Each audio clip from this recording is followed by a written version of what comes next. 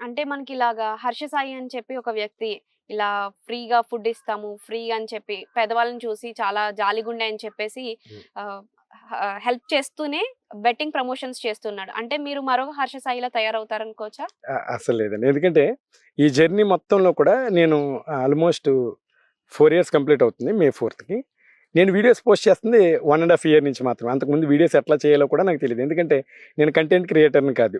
So, నేను నా daily లైఫ్‌లో నేనేం చేస్తున్నాను అనేది చెప్పడం కోసమే ఈ మధ్య వీడియోస్ పోస్ట్ చేస్తున్నాను. అది కూడా ఏంటి అంటే కేవలం ఫుడ్ ఇచ్చే వీడియోస్ మాత్రమే పెడుతుంటే ఎట్లా అనుకుంటున్నారని చాలామంది నేనేదో సంపన్న కుటుంబానికి చెందినవాడినో, నా దగ్గర డబ్బు ఎక్కువైపోయో, లేదంటే సోషల్ మీడియా నుంచి నాకేదో డబ్బు ఎక్కువ వస్తుంది కాబట్టో చేస్తున్నాను అని అనుకుంటున్నారు. అందుకని చెప్పి నా డైలీ లైఫ్ కూడా చూపిస్తున్నాను. నేనేం చేస్తాను, ఏం చేస్తే నాకు డబ్బు వస్తుంది, వస్తున్న డబ్బును దేనికి ఖర్చు పెడతాననేది చూపిస్తున్నాను. కాబట్టి నేను కష్టపడగలుగుతాను.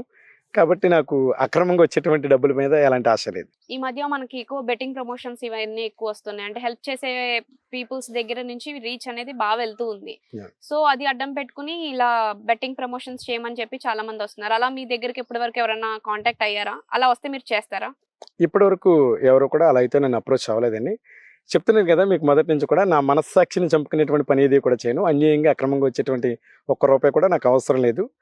సో, కాబట్టి చేయనండి.